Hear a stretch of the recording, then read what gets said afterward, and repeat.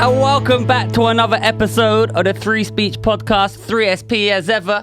I'm the Mad Lad of Jihad, Darius Davies. I'm joined by the Beijing Sensation, Dipset Bird Gang, the Vanilla Gorilla. Huh?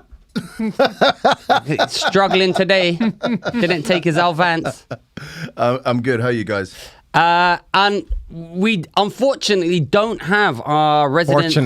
Fortunately, we don't have our resident hate speech provocateur, but we've got someone far better, handsomer, cleverer, More hateful, more to the right. It's more right wing. Yes. It's none other than our favorite Venezuelan, back once again with a renegade master, Mr. Francisco Foster. Thank you very much, Darius. I like to think of myself as a gateway to the alt-right. That's what I've been called many times. You are? Or to the people further on the right, controlled opposition. So whatever you... opposition. That's what I am, man. just gammon. Yeah. Listen, I just want my fucking country back, mate. What? Which one, Venezuela or England? Both. Both, mate.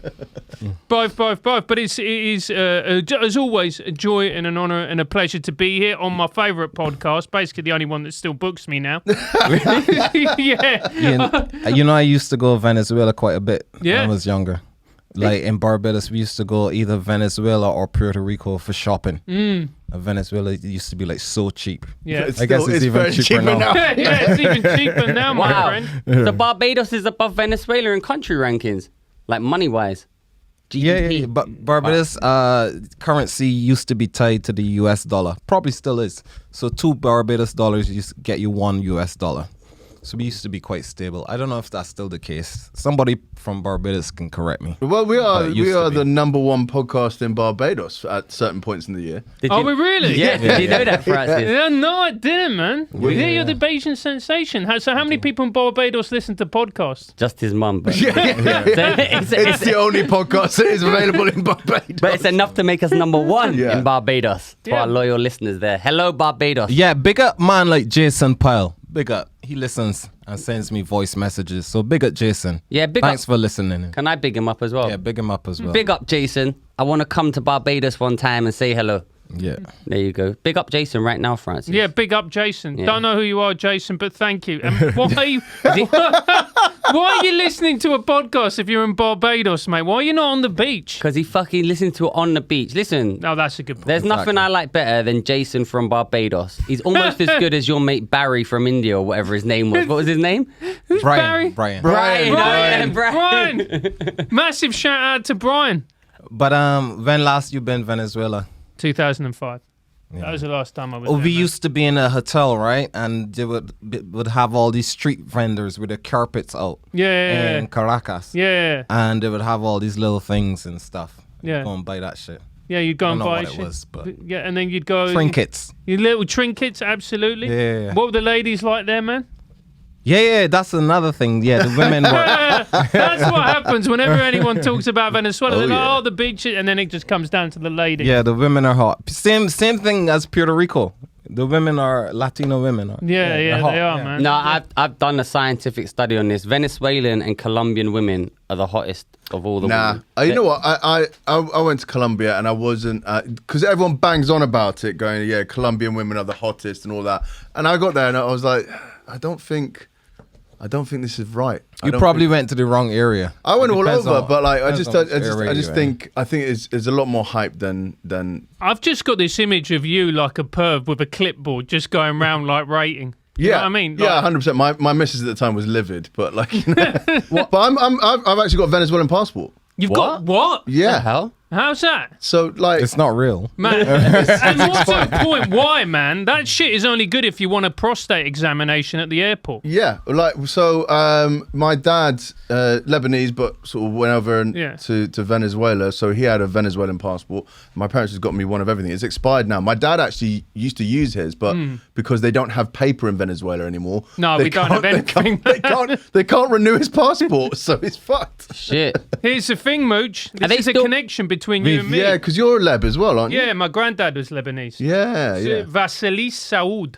was his name. There we go. We've got paper in Barbados, lots of paper. Which is lucky for Nico because he uses it to put on the toilet seat. Exactly. Oh, big up, what's her name? Who sent you the, was it Emma? Oh, Molly. Molly. Sent you some random thing. Oh, yes. Shout out Molly for the seat covers. I should have brought them in. She sent me some bring them in for the disposable toilet seat covers. So, yeah, thanks for that, Molly. How did she find your address? She sent them to Top Secret. Oh, what a legend. Yeah. There you go. Although we do film this at Vauxhall, but never mind. It doesn't It's matter. fine. Please don't send toilet accessories here. But no, it's been an interesting time. It's been an interesting time for you boys. It's been an interesting time. Didn't you get a strike or something? Well, Or get content taken down? Oh yeah, that's every week with us. Though. Every week our videos just say demonetized or semi-monetized or copyright strike. But we got the worst copyright strike because they showed a clip of a water-powered car. Yeah, and then we lost all monetization on that Because we're spreading the truth about electricity and fuel and water. Because they don't want Did the you just secret burp? out. Yeah. It stinks, man. What did I eat earlier? You ate Mate, something I chicken. noticed a Oh, yeah. spicy aroma. Very spot on. I had the curry chicken. I could it's absolutely disgusting. Well, It's beautiful. forget about our copyright strike. So since you've been gone, so we last saw you in November when you were sporting a very fetching moustache. Yeah. For Movember. Yeah, I was. And it actually fit your Nazi persona. But, Yeah, it did very well. so actually, let's little conclusion. Since you came on, Yeah. you're our most popular guest, right? Yeah. Which isn't saying much, but Is that true though? Yeah. It's either True him though. or Alistair. no, it is Francis. We've had Francis and Alistair, but you've been like, they love you. Fucking your fans love you. Oh no, Alistair's Alistair was better than you technically. Let's not get it twisted. Much funnier, telling us all their real conspiracy theories. Like you will get AIDS if you take this vaccine. Like it's like Things that are backed up by science. Yeah, telling us to worship Jesus. So we like Alistair, big shout out. You're always cordially welcome. Someone even put So big story. Me, Leo, and Alistair did his gig in what's it called? Reigate. In Reigate. Reigate, yeah. So Leo opened, boom boom, great stuff. I middled, boom boom, great stuff. Smashed it. They're shouting my name as I left the stage. I crowd surf out of there. I got like women throwing their bras at me and stuff. So we go home. where did Alistair go? He headlined. So Alistair is hosting. Alistair is emceeing. We go home and then get this message in the morning. Ian Stone was closing and we get this message. This lady wrote in, Bajan comedian, Comedy Leo, thank you so much for being funny without having to resort to such an emotive topic. My husband is dead and blah, blah, blah. Ian Stone resorted to this and that and da, da, da. Apparently he goes on stage and does a vaccine joke and says that anybody who doesn't take the vaccine is an idiot, or they're fucking stupid. And her husband had died of the vaccine. Oh. Wow. So then she and the friends of hers of AIDS. She and the friends of hers who knew about it left and walked out. So what you're saying is very upset that we're more PC than Ian Stone. Yeah. Ian is on. Well, he's on GB News now. Yeah. You look a bit like Ian Stone. Yeah, man, that's what everybody says that. And once someone pointed it out when both him and I were at Top Secret, and he looked fucking furious. Really, you should be furious. He looked furious. I'm not white. Yeah. Fuck's sake. Anyway, So that's the thing. You can get in trouble wherever. Like I say, I haven't had the vax. I get hissed at. He says, "Who hasn't had the vax is it?" He gets heckled. wait, her husband died because he didn't have the vax, or he died from the vax. From the vax. Oh, and she said he did. Oh, because this is already demonetized. This podcast. Yeah, of course, man. No, this is. I went on her Instagram and she's been campaigning against it. All her Instagram is so she's And she liked you, so she was on board with you. Oh yeah, me and Lee. Yeah, smash that. She loved your opening life. COVID's a myth, man. That is the worst Bajan accent I ever heard. Like a Welsh Indian. COVID's a myth, man. So with the Reigate comedy show, was that because that's Alice's show? Big up Reigate Comedy Club. It's great. Alistair put on a great night. Fantastic. The crowd was buzzing. Insane. The pictures looked jammed. It was great. Yeah, he did a great job. So big up Alistair. His first comedy night. It's a shame that it ended like that, but nah, it was a fantastic show. The crowd was bubbling. Great people. It was a success up until. All right, let's stop sucking Alice's dick, Francis. And you gotta give him respect because he's paying the comics properly. I respect that. Yeah, I proper respect. Money for Good for him. No, Alistair's great, but since you were on, just to clarify, you are our most popular podcast. I don't know how good your comedy club is, and let's have a catch up with what's been happening to you. Francis don't pay the comedians. No, I don't, man. Pay them in Venezuelan money. What was Venezuelan money? What? I pay them in Venezuelan crypto, man. In pesos? No, gringo coin. Oh yeah, you got a coin, Minge Coin. Yeah, I've got How Minge is it Coin. doing? What's Minge Coin? Minge Coin He's got is his my own crypto. You've got your own crypto. Yeah, Yeah, if you Minge go Coin. on my Twitter, you go up. I've designed my with one of the Triggernometry fans. Big up Colby Hamilton. We've designed our own crypto. It's a real crypto. It's called Minge Coin. Is it based off Ethereum? I don't fucking know, man. Minge Coin. If you want to make some money, do not invest in Minge Coin. Mate, Minge always pays you back. Yeah. I've lost a lot of money on Minge. I don't think. Minge will always sell. Mate, it pays for itself. Anyway, so check out Minge Coin. Look, bring it up. How many people bought it so far? How can I buy Minge Coin? Token Minge Coin. There we go. Thank you very Minge much. Coin, yeah. 10,000 Minge. There's only 8 address holders. Yeah, that's good though, isn't it? No, that means 8 people hold all of the coins. Yeah, but that in means existence. Yeah, but that means it's powerful because there's only 8 people. You kind of want to have quite a big market cap, which I don't think. Although no one wants a big Minge. So there you go. So anyway, we've set up Minge Coin and we're going to take it global. Yeah. Well, Dogecoin did that. But anyway, listen, you got talking about back on track. Yeah. Trigonometry, where you're from, that's where most people listening will know you from. You got a ban. That was a big news. You want to chat about the ban, or like what's been happening on the trigonometry side of things, and we're going to go into our topics. Right. So we were talking on our sort of our live stream, the Raw show. We were talking about cloth masks, and we were saying that cloth masks do not prevent the spread of COVID. And then we showed a clip of Barry Weiss, former New York Times journalist, being interviewed by, I think it was Jon Stewart on the Jon Stewart show. And she did this basically pointing out all these facts, and it was brilliant. Barry's excellent. She fucking nailed it. Whatever. YouTube then gave us a strike for misinformation, and we were banned from uploading any form of content for a week. We also lost sponsors as a result of this. So a couple of sponsors pulled out. Who? Mental health app. I can't remember. I did actually. Mindler? No, I can't. Mindler? BetterHelp? Now there's something called Mindler. I seen on the tube now. I can't remember who it was. Anyway, we shouldn't be advertising. Fuck them. Yeah, exactly. But what I want you to know, advertisers, is that Francis really endorses the product so much so that he can remember them a few weeks later. But also we will take that sponsorship if you want to. We don't believe in mental health. We believe in ambrosia, though. So you lost some sponsors. So we lost sponsors, whatever, and then we contacted, we sent emails, and they were like, they didn't get back to us because YouTube don't give a fuck, right? And then Jordan Peterson, who we've had on the show twice, came out and said, "YouTube, what the bloody hell are you doing?" and tweeted them that. And then they went, "We'll investigate it." They investigated it. They said it was, they made a mistake. They apologized and reinstated our channel. And in the time they took to do that, I imagine you lost all your money, like all your earnings you could have potentially earned. Yeah. They didn't. No, they didn't. They didn't give a fuck. How many sponsors you lost in total?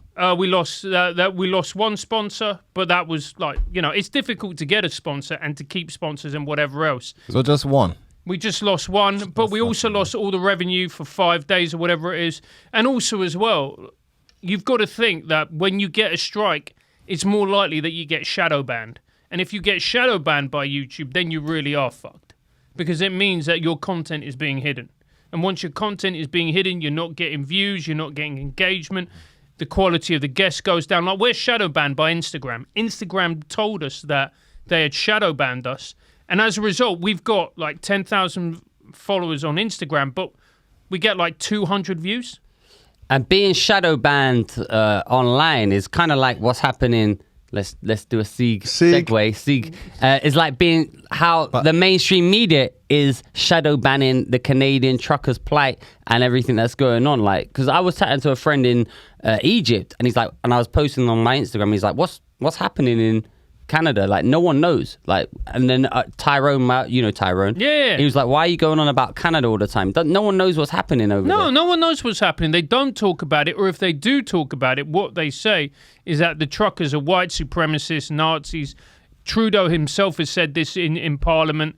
There was a conservative lady stood up for the Conservative Party to do a speech during session in the Canadian Parliament, a Jewish lady, by the way, and this is important. So she did her speech, and basically said that what Trudeau was doing was completely authoritarian, disproportionate, etc., etc. Then Trudeau said, oh yeah, the truckers the Conservative Party stands with people who wave swastikas.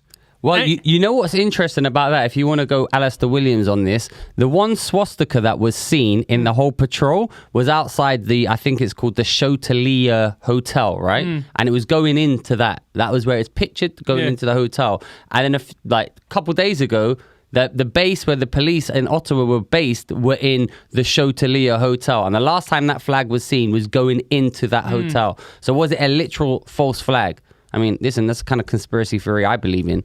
I mean, who brings a Nazi flag to a fucking freedom rally? Nico, what do you think?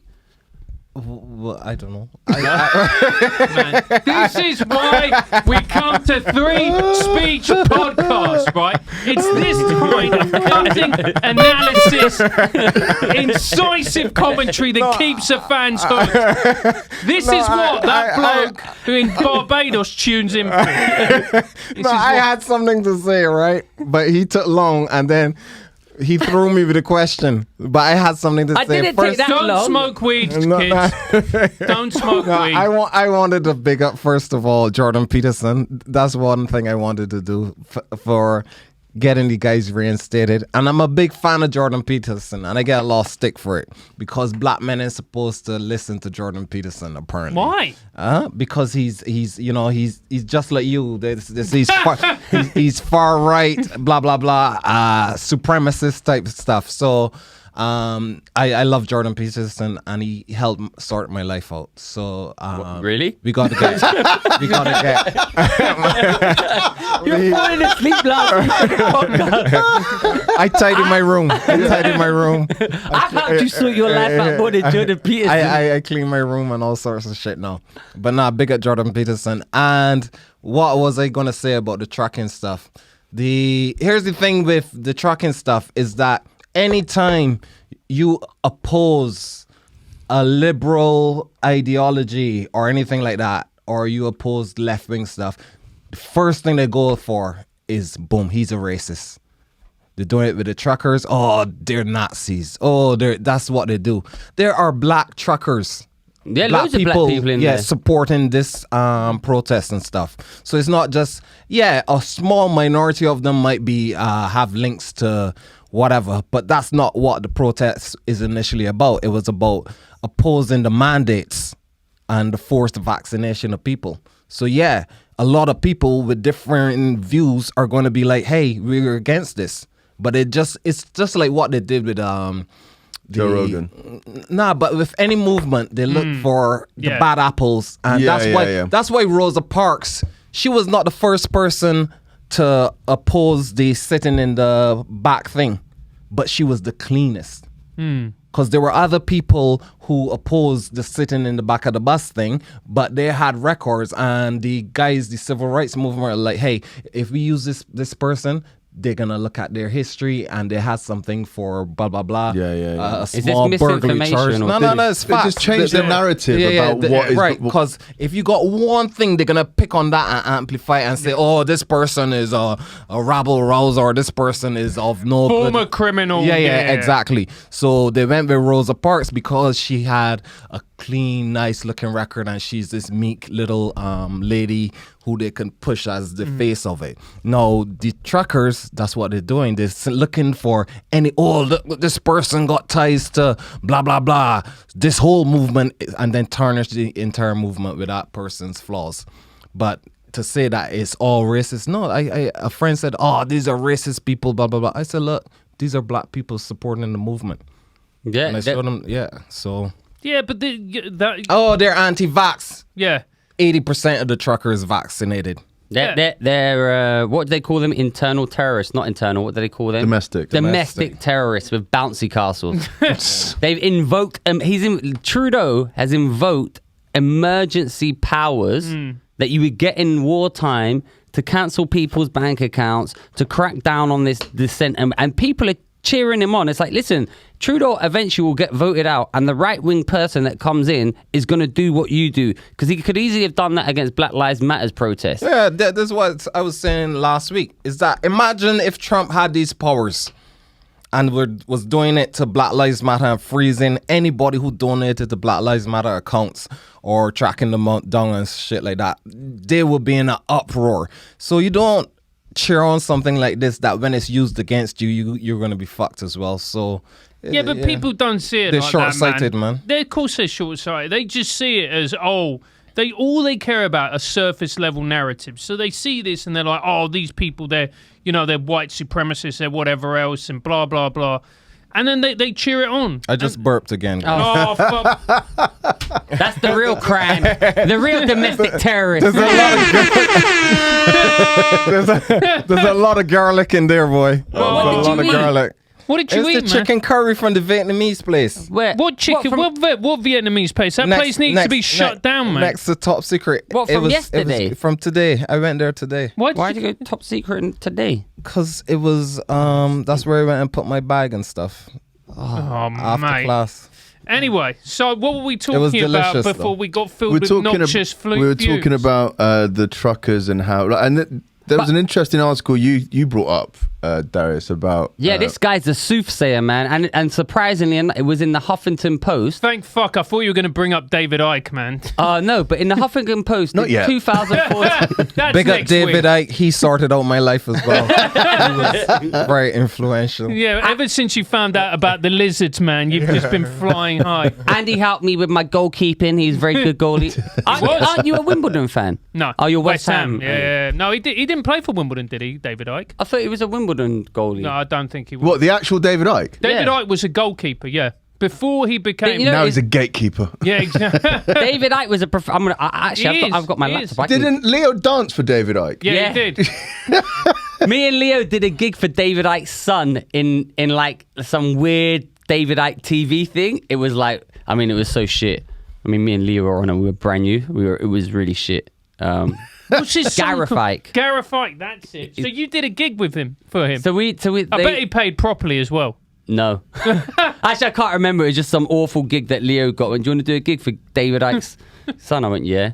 David Icke.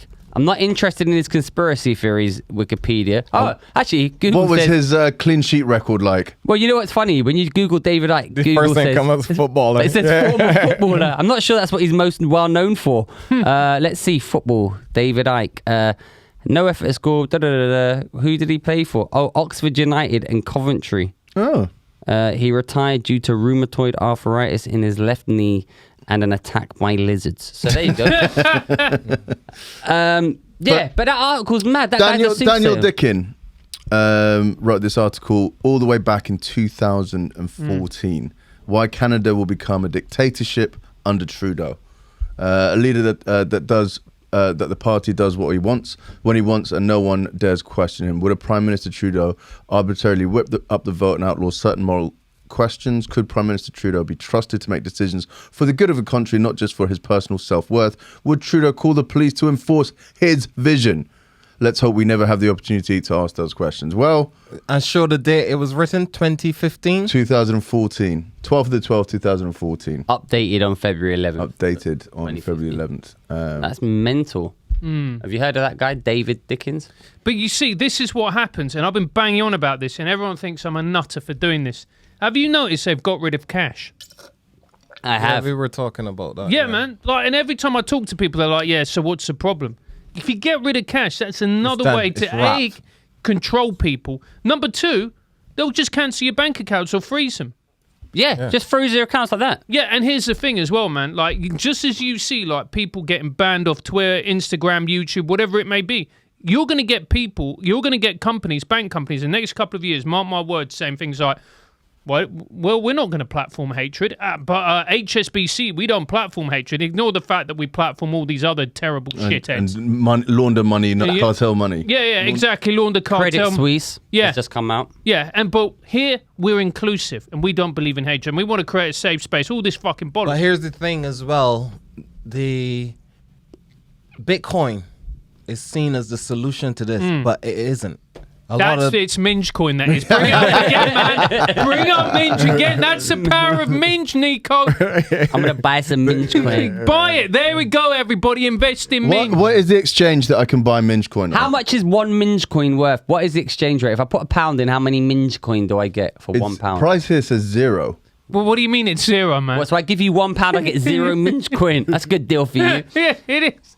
How many? 8 people. So that's Francis, Constantine, Anton. No, Constantine doesn't want anything to do with it. This wallet has 50% of the Minge Coin. Yeah. That's Francis. Or his mum. Yeah. But his Auntie, family. I have Minge Coin. His family in Venezuela. Yeah, exactly. Worth even more. Well, it's probably worth more than the Bolivar. Imagine that Constantine, his main man, doesn't even have any Minge Coin. No, he doesn't, man. It's because you know why? He doesn't have vision. Yeah. He lacks vision. Anyway, what were we talking about? We were talking about so I was saying that like Bitcoin is supposed to, everybody's like, oh, take your money out the banks, get Bitcoin and whatnot. But what happened? They shut down the if the internet is down, or they're gonna put pressure on like Coinbase and Gemini to restrict their accounts, because the truckers, their crypto accounts got frozen as well. So it wasn't just the bank accounts. So so the exchanges can be targeted, but right? But you can move your. You will have to get it on a wallet. Yeah. Put it on a wallet, a cold wallet. Right, and if it's on a cold wallet, you have no power with it. Really. Can we just? You still need. It is still transferable. You can change it without an exchange. It's not. Okay, just very few people can do peer-to-peer stuff. Yes, but it is possible. It is possible, and but it's also not. There are exchanges that are in different sort of. Mooch, before you go any further, just for people who don't know how Bitcoin works, give us a quick 1-minute summary about what's a cold wallet. What's an online? Explain it just to someone who doesn't know anything. They've just heard about it. Bitcoin is a completely decentralized blockchain, which can be exchanged for money. Try and not sound so boring when you do it. Okay. Basically, it's like a digital money that no one can control. No one person can control. And it's the original cryptocurrency that is decentralized. And by that, I mean that it kind of, people have to earn it, or people initially had to earn it, and it's got so many nodes. You're not gonna understand that. How do I say this in moron? So, but like, tell me how I can. So you said, what's a cold wallet? Tell me what. So a cold wallet is essentially you can have it on a hard drive. So that means that no one can take those coins away, or and you've got that on something that's offline. And that's why that guy's currently searching that dump. There's a guy who's trying to raise money to find his old computer that has billions of dollars of crypto on it. And Nico's just burped again. Yeah, I could smell it halfway through. Nah, that's not me. That's not me. But it's obviously you. If I haven't burped and he hasn't burped, it's coming out of your pores. It is you. You stink. Unacceptable, Neil. But yeah, what I'm saying is it's not the solution that people think it is, because they can put pressure on the exchanges and it's not as boom. So what's the solution? They can make it more difficult. As liquid. They can make it more difficult. Think, yeah. There's other exchanges that people can use that aren't gonna crumble to government control, because it just like once that happens, that the whole point of the exchange is done. We need to get back to like a barter system. No, it's true. We need to people need to come together and realize, like, decide on how much like corn is worth, or how much. I've just done a podcast all on this. So if you want to understand what money is, you can listen to my podcast, the Coin Bureau podcast, Cryptocurrency Without the Heist, available wherever you can listen to podcasts, and we talk about where money came from. Don't the ever barter. advertise your other podcast on our podcast. I'm just gonna mute these guys there. But no, we need a standard of barter that we can all relate to when they shut down the internet and the banks shut down our accounts. We need a system. Like how many sheep can I get with 2 swords? And shit like that. You can get as many sheep as you want because you have the swords. You live in Tunbridge Wells, mate. Where are you going to get fucking swords from? Whatever it is, I just use that as something I pull out the sky. Analogy. Yeah, an analogy. There's an argument that fiat currencies, whatever, or currencies are basically backed by the army that country has. So that's why the dollar is kind of seen as all powerful, because America has the most guns and missiles and nukes and whatnot. This is getting boring. Yeah. So, but should we talk about the Victoria's Secrets model? Well, hold on. I've got one thing to say about cash. I went for a meal and I ate on Saturday, and I ate the meal and went to go and pay, and then they were like, no, we don't accept cards. And I was like, well, what? I've got no cash on me. And then, well, you've got to go cash point or something. I was furious, but then I realized I'm the host of the Three Speech podcast, and I was like, yeah, I respect that they don't accept. I love that. Where was this place? That was in Oxford. Big up that place. Yeah. Was it Chinese? It was Chinese. it was no Those cash. fuckers No don't cash. like big government, man. And Or who tax. can blame them? Yeah. How did you? Yeah, but it's like every Chinese I go to, they prefer. I went to a kebab shop yesterday, and the guy was like, "Do you have cash?" I prefer if you had cash. No, but here's the thing, right? Before you do Go that, ahead, there's yeah, a great game to play when you go to any Chinese restaurant, and it's this, right? Is this going to be racist? Yes, it is. That's why you brought me on, right? It's the brand. You watch a kung fu before you go. Yeah, exactly. And then, so you're talking the language. Yeah. No, right? You go up after. Yeah. So what you do is after the meal, you go up to one of the waitresses and you say, "I really enjoyed that. That's Thank a you bit very sexist. much." Right?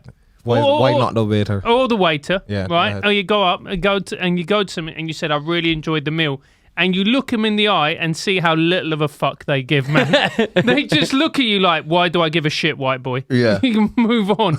Or burp. Yeah. Is burping, or is that Japanese culture? Japanese culture, burping is a sign of the meal being great. So if NICO, Yeah, that's what I'm trying to do here. Yeah, exactly. Nico enjoyed that Japanese. Vietnamese film. Yeah. All right, then let's No, go. but before you said something, I was gonna say something. Well, What were we talking about before you that? said something, I was going to say something, and now you're saying something. What were we talking We were about? talking about the hot Downsy girl. Jordan Peterson's done a wicked job with Nico. I've got to say, he's really But before that, what were we saying? Before you went on that. cash is king, Bitcoin, Big- decentralized barter system. Yes. So here's what people don't realize is the cash thing, the COVID thing, the Great Reset. Remember when they were talking, COVID first came out, they were like, stop using money because COVID lives on money. And that's one of the reasons to curtail the use of cash in society. They were saying, if you trade cash, you know what I mean? Yeah, it's going to be on the COVID. COVID is going to be on the cash, so then you're spreading it. So that is all from WEF, guys. That's all from Klaus Schwab and all that shit. And then you go into that clip where Klaus Schwab or whatever, he's literally sat down bragging about Trudeau. He's bragging about the New Zealand woman. He literally says we've infiltrated several governments. He literally says this. And people go on, there's no conspiracy, there's no blah, blah, blah. Who's Schwab? Schwab is don't know Brendan Schwab. the head of the WEF. Okay. Klaus Economic Schwab. Forum. Did you see that clip? I haven't seen it. He No. He literally said we've infiltrated Canada one South American place, and whatever. Do you know our New Zealand fans call Jacinda Stalinda, and it still makes me laugh. Why? It's in Stalin. Yeah, Stalinda. And I don't read about this because I don't want to fucking know. But you should. Oh, I read about I this. just burped again. Thank you. You know, you know what's really gonna kill everything, yeah? It's not Nico's COVID. burp. But it's not about what it is I use my phone to pay for everything now, right? Only because, and this is what's the same with everything across the board, it's just more convenient and easy than taking a separate wallet with cash in it and a separate iPhone or iPod. And so everyone's just like, man, and that's why everyone's blindly going along with all these. Yeah, we like convenience. Yeah, that's it. Because we're lazy, man. Let's just call it what it is. People are fucking lazy, and I include that in it. Did you hear about this story in Sweden during the height of pandemic where people were volunteering to have microchips put in themselves? So then when it comes to paying for things, they only have to literally tap their finger. Oh, don't start Nico on that. I've got the clip of Brendan Schaub. Yeah, let's see. Go on in. Oh, Klaus Schwab. Yeah, that's Klaus it. Schwab. Is this wait, before you play it, are we going to get copyright strike? Yeah, probably. Okay. Well, whatever. Fellows. But there are two countries in the world now in which the young global leaders have emerged. Tell us just a bit about that in terms of the governance. Yes. These guys look very trustworthy. You know? As far as like, they look exactly. They look like Smithers from thing. Yeah. Like the Mitchell brothers, grown up, got skinny. Actually, this notion to integrate young leaders is part of the COVID. economic movement since many years. And I have to say, when I mention our names like Mrs. Merkel, even Vladimir Putin and so on, they all have been young global leaders of the World Economic Forum. But what we are very proud of now is the young generation, like Prime Minister Trudeau, President of Argentina and so on, is that we penetrate the cabinets. So yesterday I was... The German accent doesn't help. Yeah, it really does. But that's how you know you're a shit country, Prime Minister Trudeau. And Trudeau. Yeah, but he was like, he couldn't even remember who the president of Argentina was. That guy. That Archie bloke. Archie. Yeah, the Argentinian guy, fuck him, brother. And I love it. He said, we penetrated the cabinets. We penetrated Merkel. The men just fucking open with it now. And people are still like, oh, there's nothing going on. But okay, wait a minute. I'm going to segue into this. I'm going to sieg into this.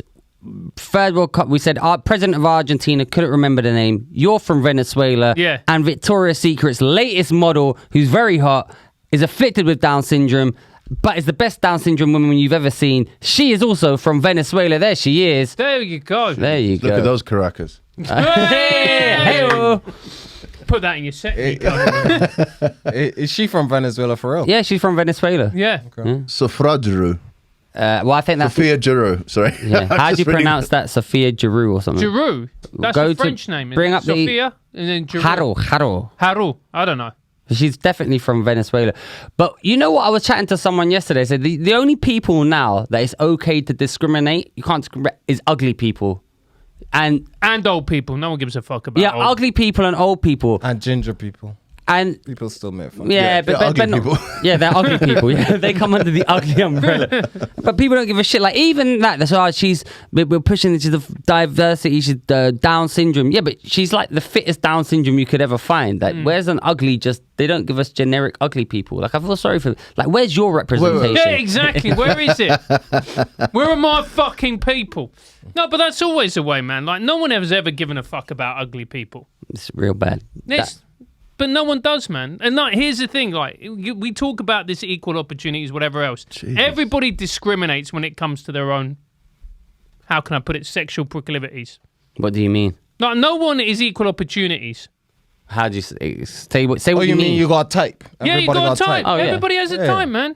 Yeah. You know, like, nobody is ever there, like, you know, you've never thought to yourself, do you know what, right? We don't have enough Asian men in the NICO bedroom, do you? No, but that's a different thing. That's you're changing my sexuality. But if you want to make that point, you gotta say like, NICO. No. You can make that point with the whole trans argument because that's what they're trying to do now. Yeah. They're saying that.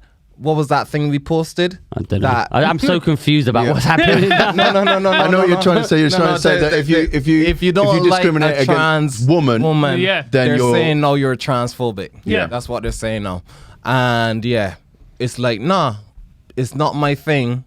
So why do I have to like everything? You know what I'm saying? Yeah. They don't allow you to have, as you say, your options. But here's my thing. The only thing I discriminate on is looks. If you're hot and I find you attractive, then we're good to go.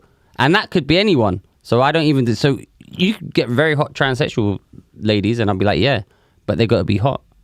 But I don't like ugly transsexual ladies, and just like I don't like ugly ladies or ugly men. But that's very, very noble of you. Thank you. It is. Are you saying that you are now a member of the LGBTQI plus community? Does that mean I'm pansexual? Yeah. The only thing I discriminate on my sexual proclivity on is do I find them hot? I don't care. You could be whatever. If I find you hot, attractive, that's it. In general, the people I find hot are big tits, cute faces, and nice asses. But I mean, I got a big bird coming. oh, for fuck. But why were we showing that Sophia Haro or whatever her name? Because we're talking about Venezuela. Yeah. Oh, is she Venezuelan? Yeah, She's Venezuelan, man. Listen, even our segue. Down syndrome ladies are hotter than everybody else. Not Colombian. I'll tell you where has hot ladies. Hungary. Budapest. Yep. Budapest has some of the finest women I've ever seen in my life. There's an argument for life. this. So like all of those sort of Baltic states and stuff like that. When I tell you, you've got really ugly women who you wouldn't suspect. Portugal. That's just saying. I'm leaving it out there. Portuguese women are ugly. after the World War II, there was such a shortage of men back in the time when war was over, that they literally had the pick of all the women. So they obviously would choose the hottest women, and that's why they have such stunning women over in those Eastern European countries. That and no food, we've established. What? The men had more so women. many so in Russia and places like that where just casualties were huge. There's no men left. So any men that came back, there'd be a village full of women, and they would be able to choose the hottest women. But here's the thing as well, though, it's like the women were hot. And all the men, they look grumpy and like the women are way hotter than the dudes. In Hungary? And yeah, in those Eastern European places. Like the men look like... That's because it was average men. All sorts of men survived, but just look like plumbers, yeah. They just put it up the hottest Eastern European women. Like in Budapest, like the bus drivers...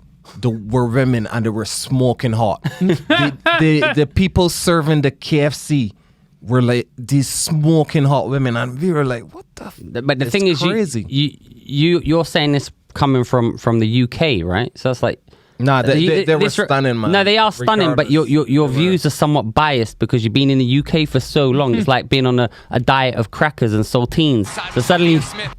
Sorry. What's that? I was just bringing up as soon as we're on women, we're talking about that hat trick of own goals. I thought we could see into that. Right.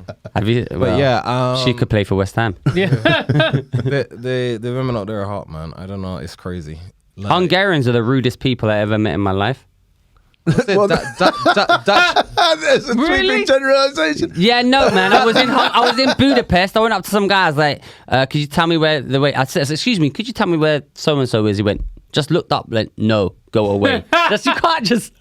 That was a tourist information as well. I was like, how are you gonna? Yeah, that was a police officer as well. Oh no, the police officers don't care. They take bribes and shit in Hungary, definitely. I think police officers everywhere take bribes. Yeah, I think some are just more blatant about. Not in England, they don't. What? What you can't? Mate. What really? these English police start doing all that crazy shit? Yeah, I'm sure the Met are all perfectly. But I mean, like. Legit.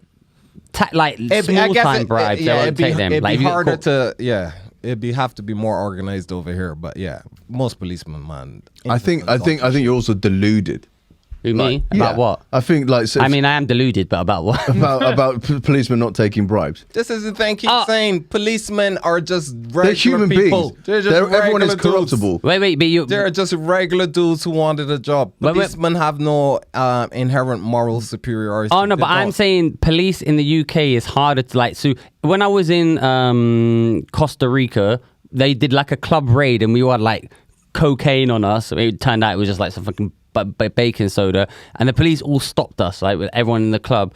And then they were like, "Oh, we're taking you to prison. That's it. You're fucked." And then my friend was like, "Oh my god, please take 100 pesos." And police went, "Okay, let's go." And that was worth like 20p. If you tried to do the same in England, if they stopped you with cocaine, they wouldn't take the bribe. You don't know that. Depends on who. Yeah, I think it depends. I think it depends on the circumstances. Yeah. I think it'd probably be harder to, but I also think you're probably just set up by someone in Costa Rica. Oh yeah, we definitely were set up. So like, there was part of that's basically the economy. There, it's like, oh, we buy the cocaine from this guy, and then it's not cocaine, and then 20 minutes later, oh, there's a raid. Yeah, that's exactly what happened. Yeah. So we had a man that used to come in our pub. The first job I ever had over here. It was in this pub in Dulwich, East Dulwich, and there was a policeman that used to come in sometime, right? And he had a crooked finger, right? And he said, "You see this here, my boy? This is my trigger finger," right? Meaning that he just keep busting gun all his life, right?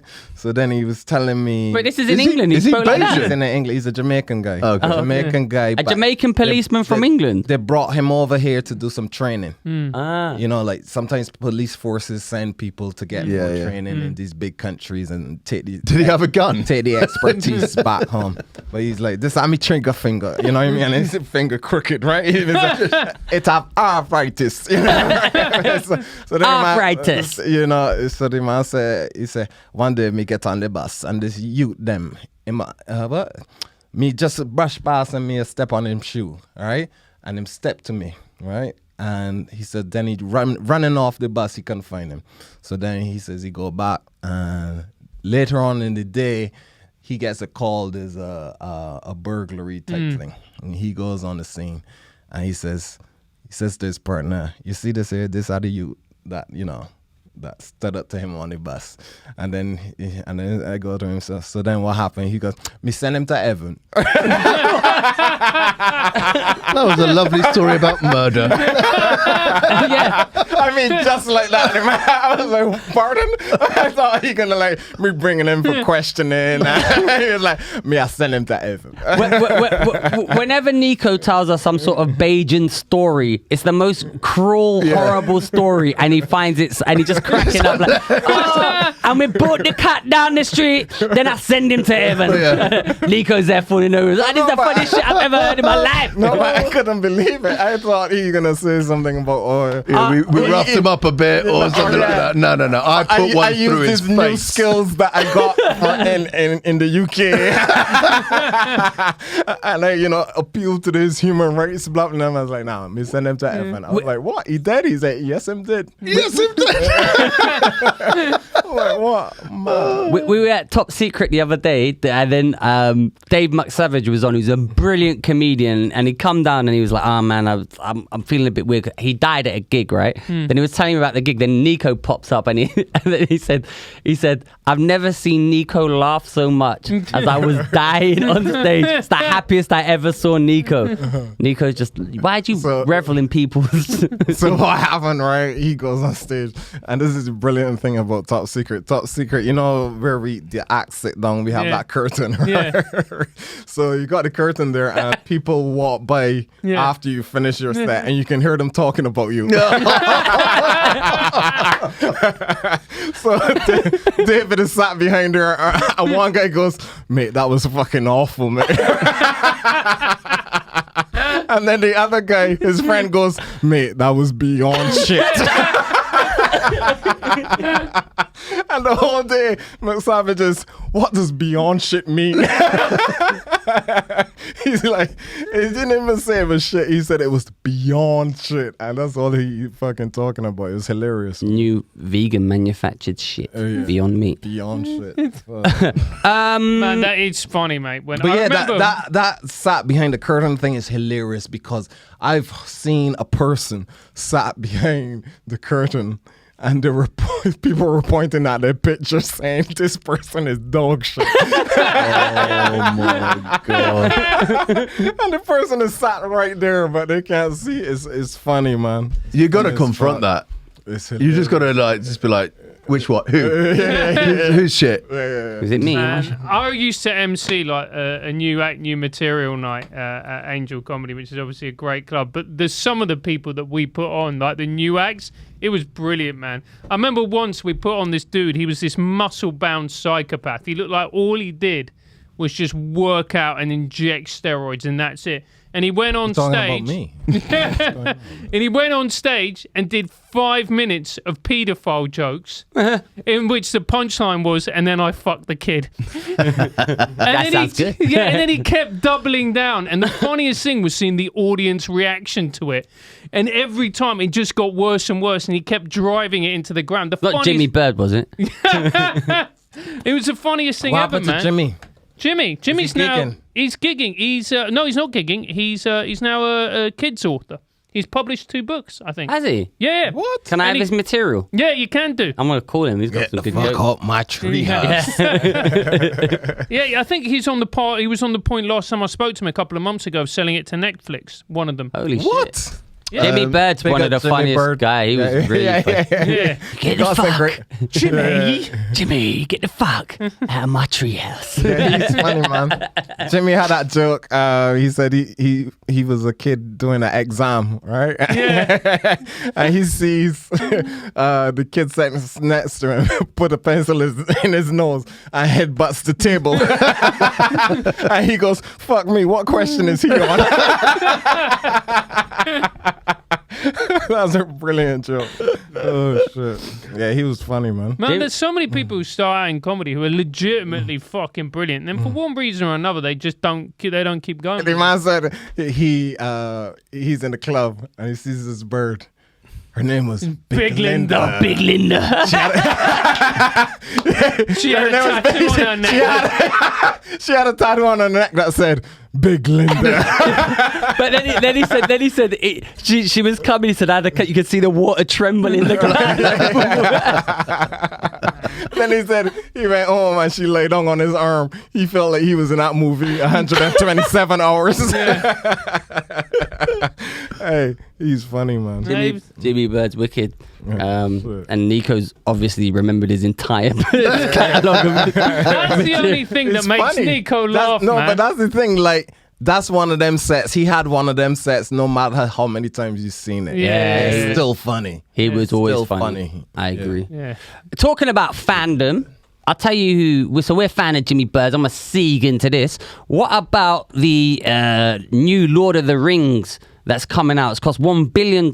Amazon have produced it, and the Lord of the Rings fandom are in uproar because of we got the screenshot. Jeff Bezos' new Lord of the Rings show is angering fans because it has black dwarfs. Seriously.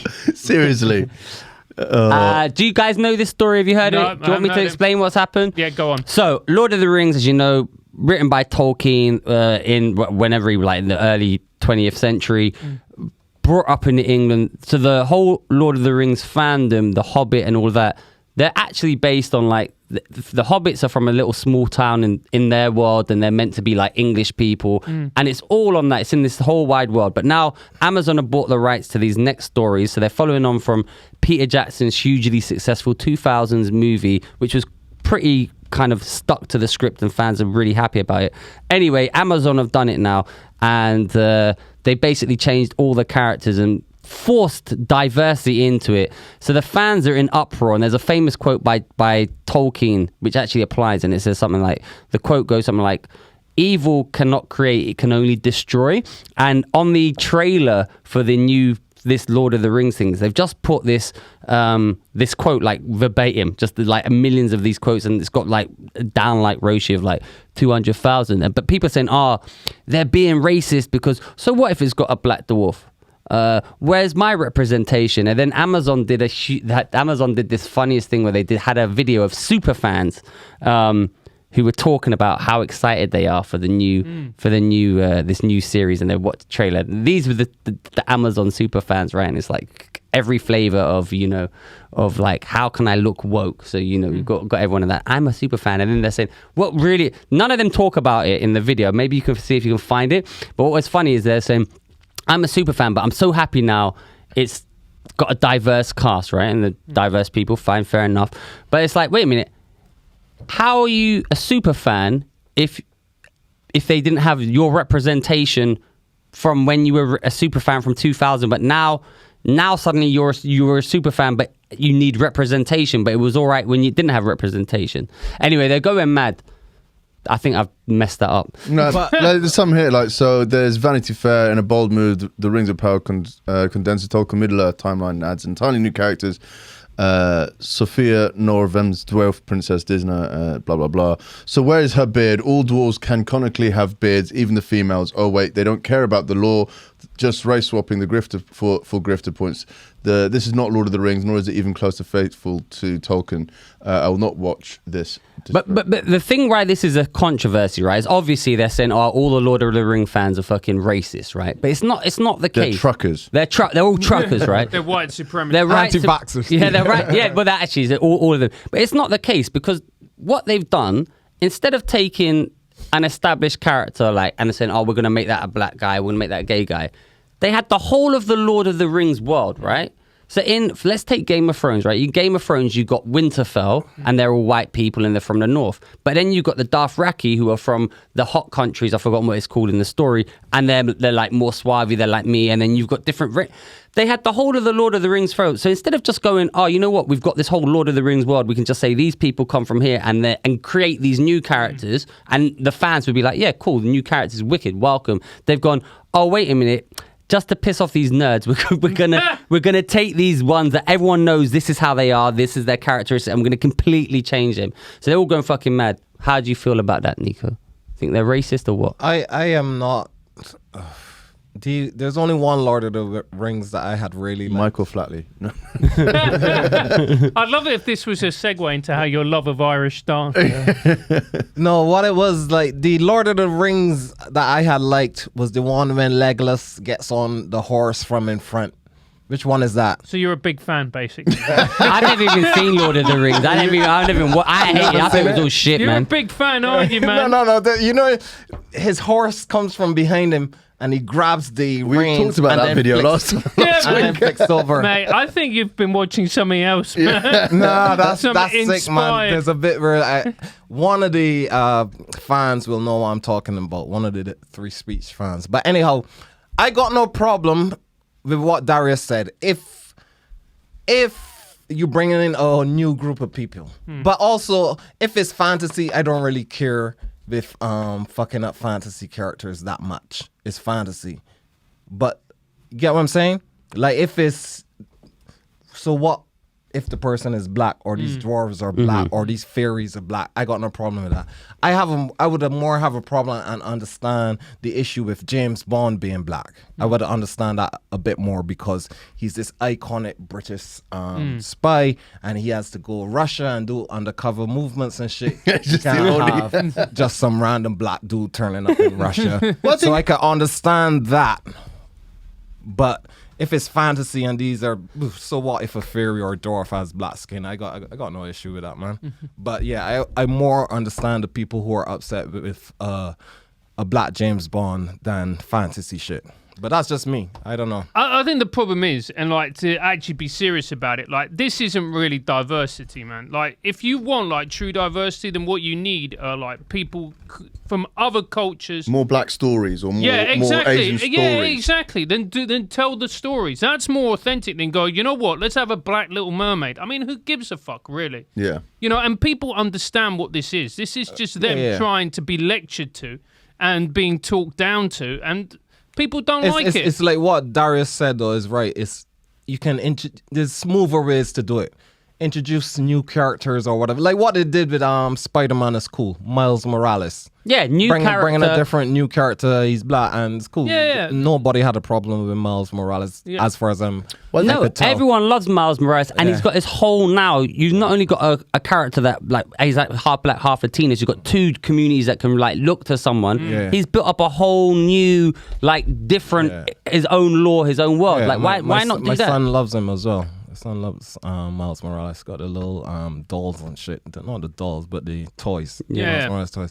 But Nico's child would never play with dolls. Not his son anyway. Very much gender blue.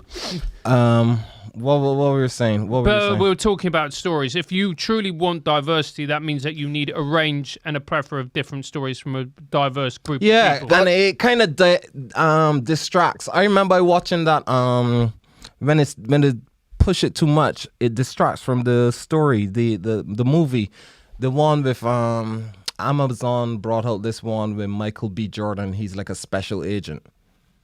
And it was just like the president was black. The commander of the army was black. Then the chief, the woman from Thing. What's that? Queen and Slim. I think she's in the movie, and she was black as well. And I was like, come on, guys. You know what I mean? It distracted. It was like, you are forcing this. There's no way in America you're gonna have all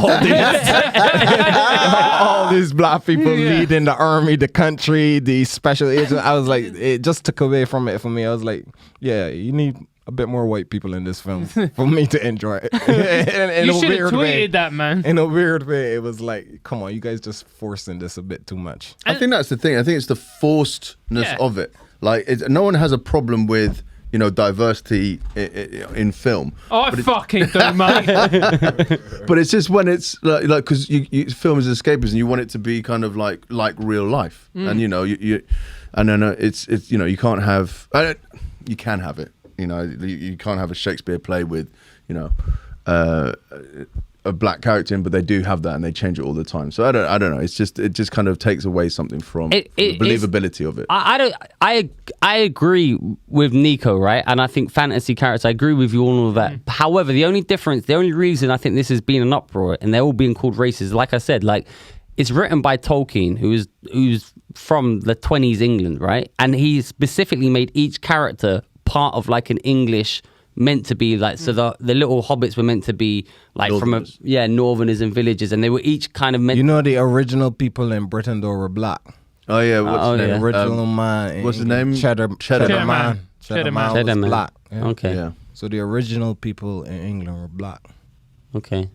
Yeah. Yeah. So it's okay for them to have these black dwarfs. But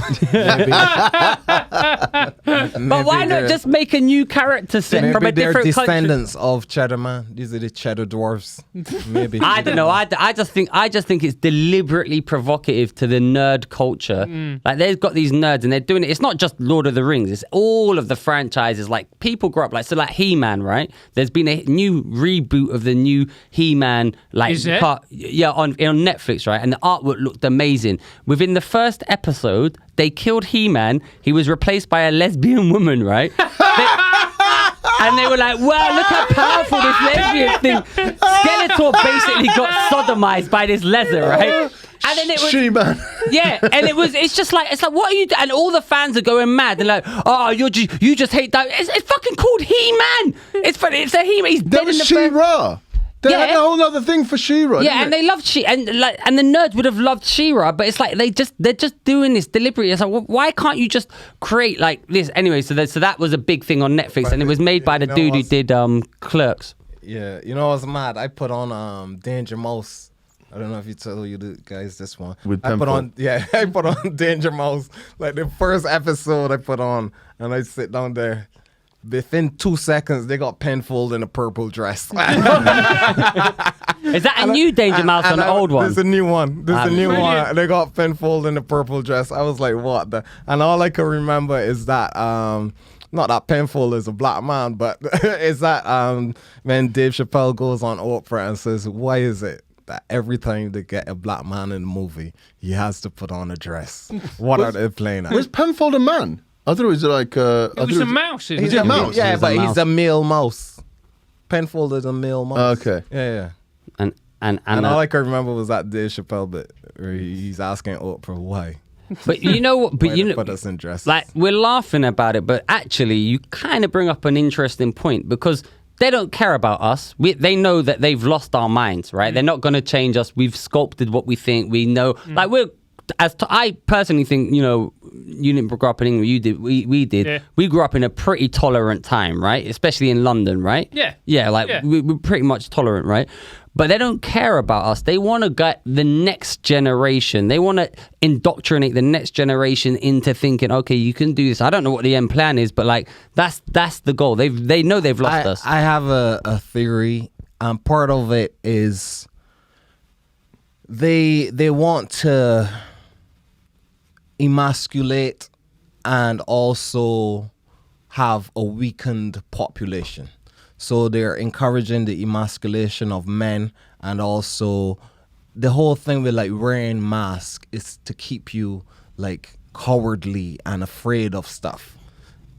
So words, we live in a society now where words are seen as, words are hate, words are violence now. Whereas before, sticks and stones can break my bones, but words will never hurt me, right? And now you have people saying that silence is violence. Yeah. Did you have that? Did you have that rhyme in Barbados as well? Yeah. Yeah, baby. So silence is violence. No, sticks and stones will make up bronze, but fuck cats. So we live.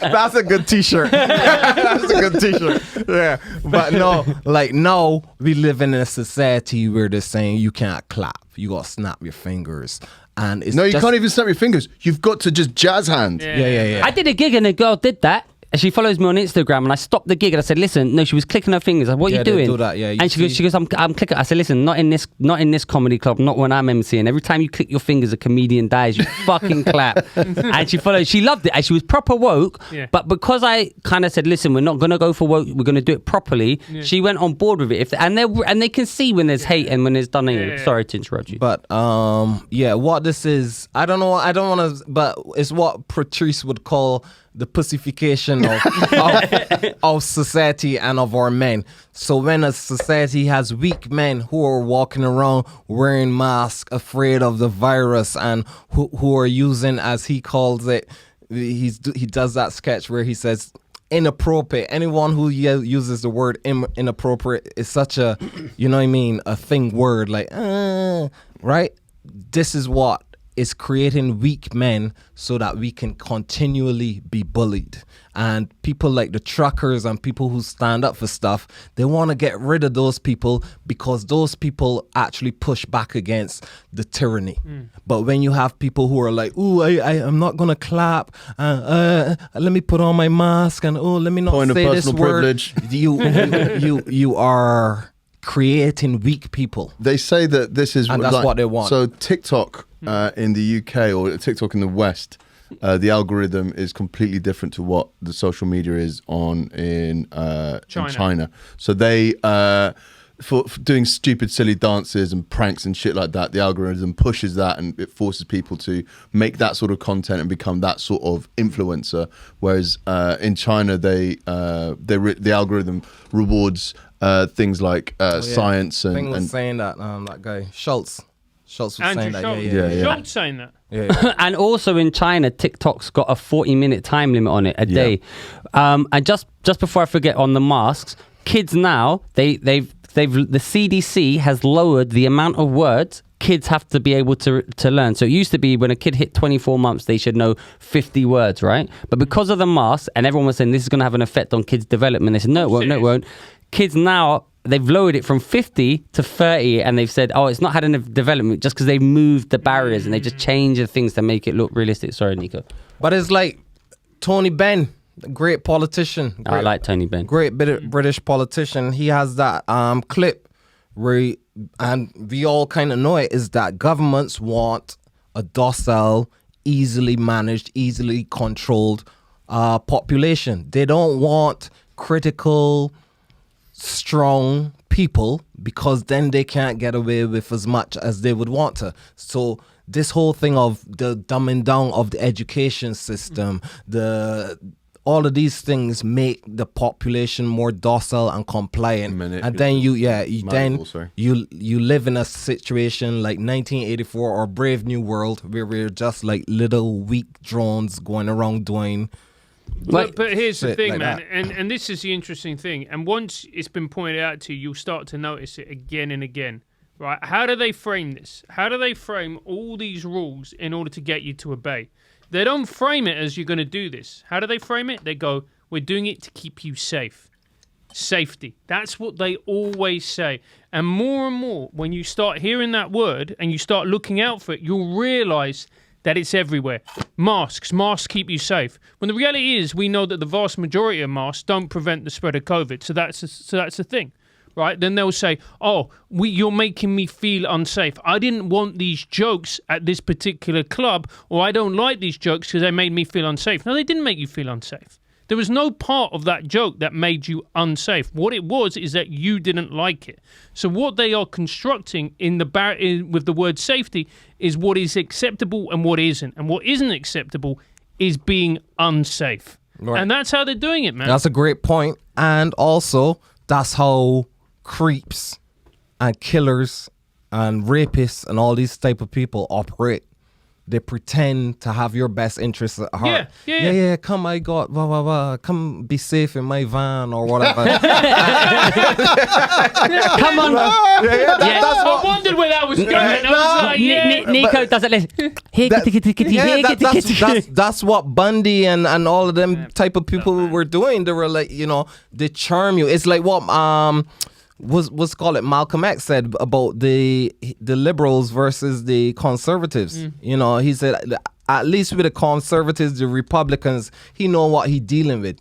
The liberals, there are wolves in sheep's clothing. They pretend to be my friend, but they're fucking me over just as much or even more than the Republicans. But look at the way they got rid of cash. What was that about? We're keeping you safe from the virus. Yeah. Look at it now, safe spaces where you're not allowed to discuss, you're not allowed to challenge. Again, it's about safety. It's right the way through our culture. And once you start hearing that word safety, start looking around, and it's everywhere, man. It's everywhere, and it's about control. And they've also changed the meaning of words and make you scared. So, Andrew Doyle, Comedy Unleashed, I bought his new book, Free Speech, right? The actual book, I pre-ordered ages ago. I thought I want to read it. Very good so far. But I was on the plane, and I was kind of, the front page says, the cover says Free Speech, big, and I was kind of like, I don't know if I should be reading this kind of in public. When it's not like a bad thing, but I kind of felt, even me, I thought, wow, that kind of like a judge shows a light on me to be like some sort of like right wing alt Nazi, and all it's saying, and which you are. Well, I am. I'm not actually. I voted for Jeremy Corbyn, right? And so I couldn't be. I thought it was going to be. I believed in what he was saying and whatever, but just like that. So now, if you say free speech, it would be like everyone was like 1, 2 before COVID. You said. Everyone would say, free speech is a thing. Now you say free speech, and they're saying, there's all these articles on recently, free speech and freedom, especially for the trucker convoy. Freedom is just a white privilege. That's what they're saying now. Same with feminism. I mean, like, look, we're all basically on board with, everyone should be equal. But like now when you say, there's a feminist, it's kind of like, what kind of feminist are we talking about here? Are we talking about radical feminists, new wave feminists? It's all this sort of, like, it just gets convoluted. TERFs, yeah. It's all convoluted, and it's like, okay, I don't know what that means anymore. What are you about? What does that label mean? They've been doing it. They've been doing it for a long time. And safety for me is the thing that the word safety doesn't mean what it used to mean. Same with the word racist. If you talked about someone that gets banded about all the time. Yeah, if you Nazi gets banded about. You literal Nazi. Transphobe. Like, if you call someone a Nazi, what does that actually mean? It means that you ascribe to the values of Nazism, and you read through it. I mean, those are some pretty awful, extreme values. Yet now you have someone who basically says, "Well, I don't agree." Like for instance, I believe that sex is important. I don't believe that someone can change gender. I don't believe it. I believe there's 2 sexes. That's it. Someone will be called a Nazi for that. You know, and I'll be honest with you, I don't think Hitler was aware of the trans debate. Do you know what I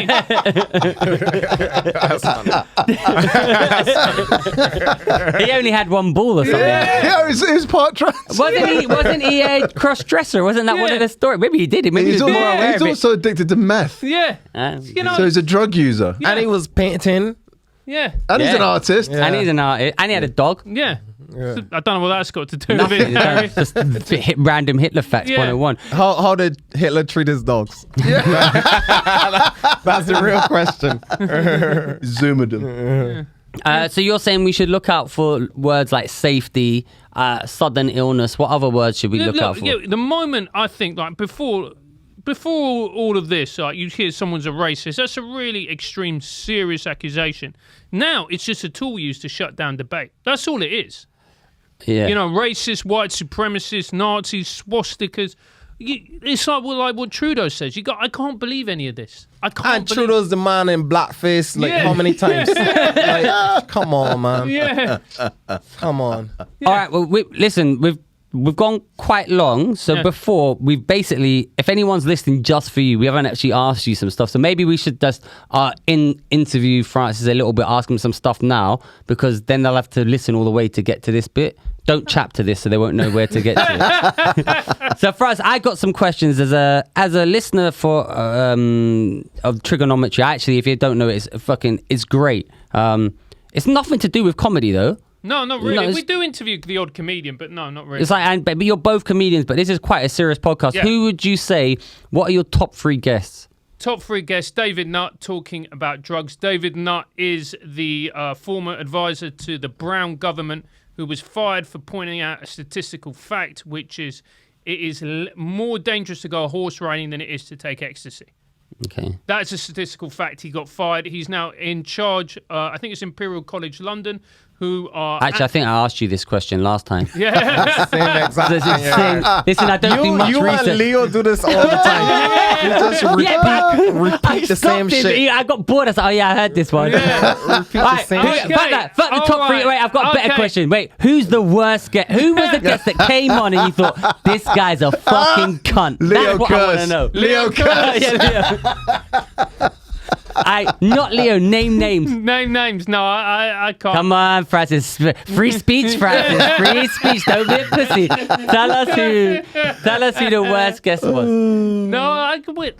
Genuinely, all the guests, practically, every guest has been like. That's great. a lie. That's a cold phrase lie. There must be one. Yeah. Oh, this is similar to why Darius is no longer on Twitter, because he was. You're no longer on Twitter. Darius has got off Twitter because he was having a bit of a mental.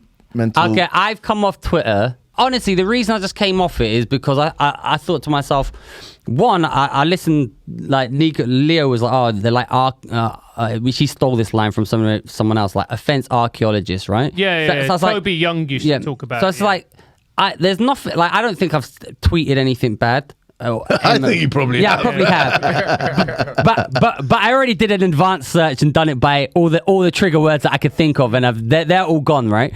But even then, there'd probably be something in there. I thought, why am I on this? And then I just felt like I'm just shouting at, like an old man shouting at the clouds. Like, what am I on? What am I on it for? I was moaning about Arsenal. I was looking at my engagement every now and then, but like, it's just such a fucking tedious waste of time. That's what. The phone, all the apps are when you really study it, man. Even today, I told you guys, I want follow us on Instagram, Twitter. I want to throw my phone in the bin, man. I'm just sick of it. I look at Instagram and I'm like, what have I gained from looking at this? I've gained absolutely nothing. You've seen some fantastic arses. I've seen some bodies, but even now I'm bored of the female form. Try the male. Try trans female. Trans You know what I mean? Like I know what you mean. I'm just bored of it now. I'm like, yeah, nice boobs, but what? It does nothing for me anymore. And Twitter is, as you say, you go on there and I just have an argument back and forth about the vaccine or the truckers or some shit. And I'm like, I'm gaining nothing from this. This is not enriching my life in any shape or form. And what's this phone doing for me? Like, this has made us stupid, man. It really has. And it's really like ruined our attention spans. Long form content or even just reading books is not a thing really anymore that kids and stuff are doing. Everything is just 2-second videos. Haha, move on to the next one. It's McDonald's information. You get it in and it's out, and it does nothing to enrich your, you know what I mean? So I want to get rid of this shit, man. Join me and quit Twitter. Also, it felt good to just deactivate. So, do you really want to quit? Yeah, you know what? I do. Fuck you, Twitter. And the thing is, it's fine. You argue over big things, but they also come at you over small things. I remember Rick Mullen, friend of ours, comedian up north. He said, "I prefer real gigs to Zoom gigs." They called him out and they got an argument over that. I said that Arteta's a shit manager, which objectively, up until recently, he's been very shit manager.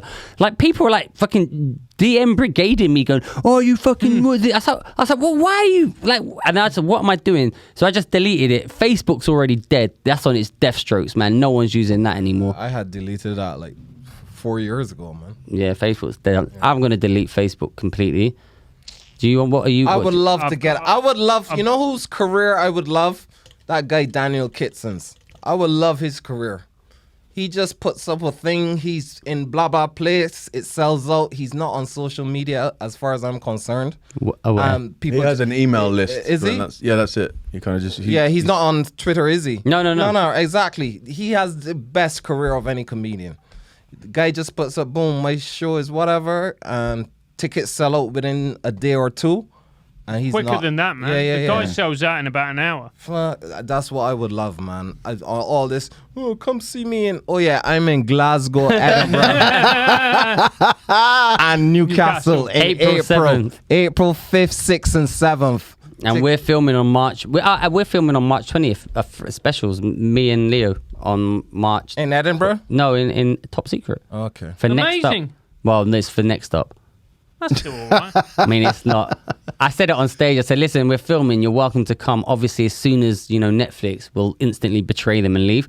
But we're filming, so everyone, I think it's March 20th. Tickets are available now on Top Secret Comedy Club's website. Boom. There you go. The moment you start talking to different people, everybody's got a different opinion.